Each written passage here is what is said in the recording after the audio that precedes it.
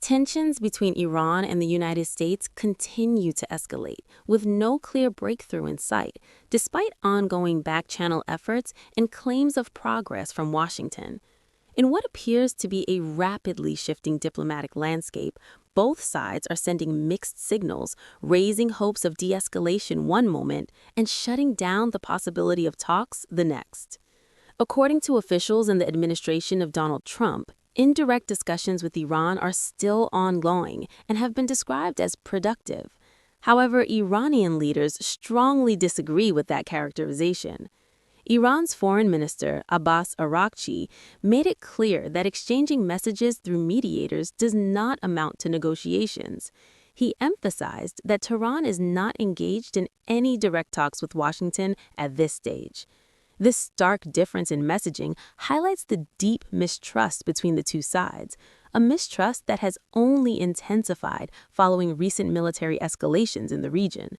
The situation began to gain international attention when it was revealed that Pakistan had stepped in as a key intermediary, passing a proposal from the United States to Iran. This proposal, widely referred to as a 15-point plan, reportedly includes several major demands. These include strict limits on Iran's nuclear program, restrictions on its missile capabilities, and an end to its support for regional groups in countries like Lebanon, Gaza, and Yemen. In return, the United States is believed to have offered significant incentives, including the lifting of economic sanctions and international support for Iran's civilian nuclear energy program. However, Iran's initial reaction has been far from positive. According to officials in Tehran, the proposal was met with a negative response. But importantly, it has not been completely rejected. Instead, Iranian leadership appears to be carefully reviewing the offer while maintaining a firm public stance. Iran has also outlined 5 key conditions for ending the ongoing conflict. First, a complete halt to what it describes as aggression and targeted attacks. Second, clear and enforceable guarantees that future hostilities will not resume. Third, compensation for damages caused during the conflict. Fourth, an end to hostilities across all regional fronts involving allied groups. And finally, international recognition of Iran's authority over critical waterways, particularly the strategically vital Strait of Hormuz. These demands signal that Iran is not willing to accept a deal on Washington's terms alone, and is instead pushing for broader guarantees and recognition of its regional influence. Meanwhile, the White House continues to project confidence. Officials have suggested that Iran's military capabilities are weakening, claiming that its ability to both attack and defend is declining rapidly. This has led to speculation that Tehran may be searching for an exit strategy from the conflict. However, analysts warn that such statements may be part of a broader strategic messaging campaign rather than an accurate reflection of realities on the ground. Adding another layer of complexity is the question of who will lead future diplomatic efforts. There's growing speculation that U.S. Vice President JD Vance could play a direct role in engaging with Iran. Reports of unusual U.S. military aircraft movements have fueled rumors of a possible high-level visit to the Middle East, or even to South Asia. At one point, Shahbaz Sharif offered to host potential talks in Islamabad, signaling Pakistan's willingness to act as a neutral ground for dialogue.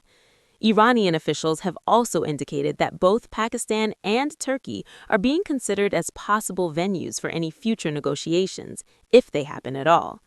But despite all this speculation, one key reality remains unchanged. There are currently no direct talks between Iran and the United States, and that raises a critical question. Can a conflict of this scale be resolved without face-to-face diplomacy? Historically, backchannel communications have played an important role in easing tensions between adversaries.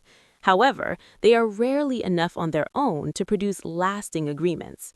Without direct engagement, misunderstandings can deepen and opportunities for compromise can quickly disappear. At the same time, both sides appear to be locked into their positions.